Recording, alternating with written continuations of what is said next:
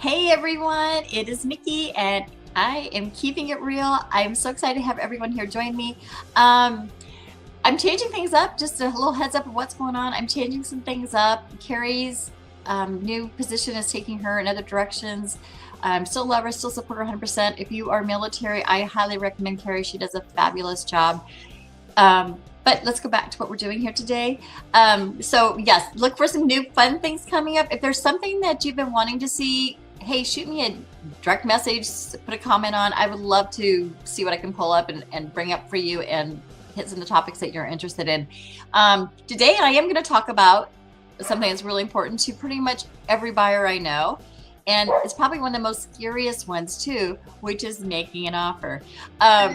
Why is it scary? Because most people are not prepared. That's the biggest thing. They're just not prepared for when they start looking. So most people, and I'm not talking about everybody, but most people will say, you know, I'm thinking about buying a house. I'm going to start looking online, and they'll start looking at homes and whatever place they're looking for. And we'll start pulling, different houses up, and they find one that they fall in love with. This is what I want. And then they go talk to the lender, and the lender says, oh, you're not qualified. Well, guess what? That's really disappointing, and it really stinks. I'm sorry that happened to you. Don't make that happen. Instead, what I would suggest is if you are not ready to quite jump in that game yet, but you do want to start looking, and you do want to keep it realistic, like you don't want to get your heart broken like that, like I just said, what I would suggest is, maybe if you're a year or 2 years out, something like that, go ahead and talk to a lender today. I mean, seriously, again, Carrie's available for VA for your first, and if you have first-time home buyer, give me a call. I got lenders ready to go. Or even if you're a seasoned buyer, go ahead and give me a call and I can hook you up. I got connections. I do real estate, just so you all know. So anyway, but one of the things is, maybe get a pre-qualification. And I know I always say, get a pre-approval, when you're ready and you're absolutely serious and you're ready to make a move, you need a pre-approval. I'm not changing my mind about that at all. I 100% say get the pre-approval. But if you're, like I said, a ways out, you're a ways out, go ahead and talk to somebody, get the pre-qual, kind of know at least an estimate of where you're at, so you can start looking at a realistic value range that makes sense for you and your finances. Also, what I would also suggest doing is working out a budget personally. If it's just you, you're great. If it's with your significant other, use the significant other. But go ahead and get that budget and find out a number that you're comfortable with every month for paying for, either it's a mortgage or rent or whatever that amount is, and know how high you're going to go, and know where you absolutely are not going to go any further, because that's an important conversation that you should be having with your lender when you go and get your pre-approval. So now let's say that you're ready to finally make that decision. So you go and you get your pre-approval. You ready for this? So you get your pre-approval, like I've been telling you all these times, and Carrie's been telling you over and over, get that pre-approval. Once you have that pre-approval, then what I want you to do is have that with you. Then you can start looking for houses, which is really great, right? So yes, then you're ready to start shopping, and you can go shopping because you know exactly. And when it is time to make that offer, you're confident on what you can do and what you can't do. And so the same thing is like with the sellers when they're looking at your buyers, when the buyer's offers, if you have that pre-approval, and like, even if you're through underwriting, I mean, that's even better, right? That is when the sellers are going to take you serious. And if you're in a bidding war, that adds value to your offer. So that will help you out. So make sure that you are prepared. That's the most thing. All right. That was step one. And I didn't put it up there. So I think we went over, I think everybody understands. Get your pre-approval, or get at least pre-qual before you start looking, and make sure you get your pre-approval before you start shopping. Okay. Now we're going to step two. This is where your real estate broker should be stepping in. I do for my clients, and I hope everybody else's does too. But this is where, like when I don't know if maybe you haven't listed a house before, but when you go to list a house, you sit down with the real estate person, and then they say, okay, let me go and price your home out for you. And they come up with a number saying, it's this number, or it's this between like these numbers is kind of your sweet spot, that kind of stuff, right? So they're going to give you an idea. I do that for my buyers. And the reason I do it is because that way, when they're putting an offer, and they've already seen houses, so they kind of understand too, they have a feel about, oh, I'm looking at my range, this is kind of what I should be getting for this amount.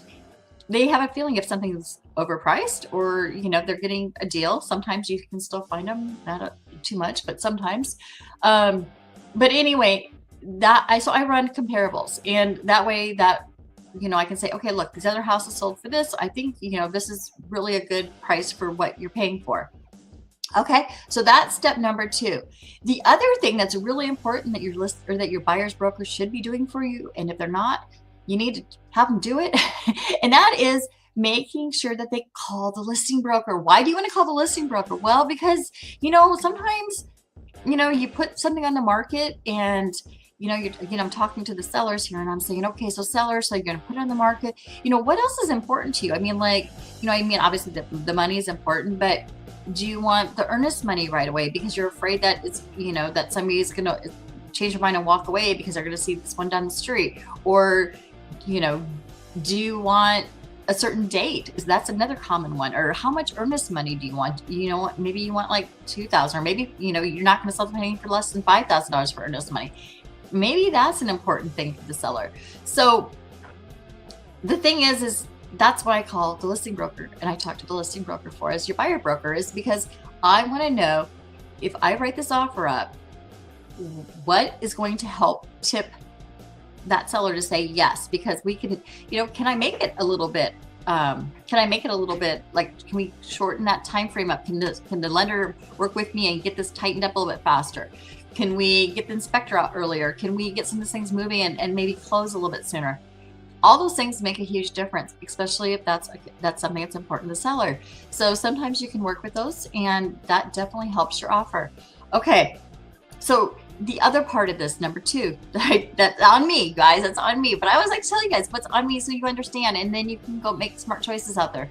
So the other thing that's on the buyer's broker is to make sure that when you're writing up an offer, it is clean, it's professional, all the I's are dotted, the T's are crossed, all that stuff that, is really, really important and clear, that it's on there, and there's no questions on terms. I mean, everything is crystal clear, because that is what gives seller confidence that this is going to go through, right? So, I mean, like if it's sloppy and you're missing stuff, it's like, well, what's going to happen later on during this process if, the buyer's broker isn't on top of the game? So having those 3 things are huge. So that's step number 2. So it's kind of the things that your broker does for you. So the first one is buyer making sure that you have your pre-approval before you even think about shopping, making sure that your buyer's broker is going to be doing all those things for you and making sure it's really good.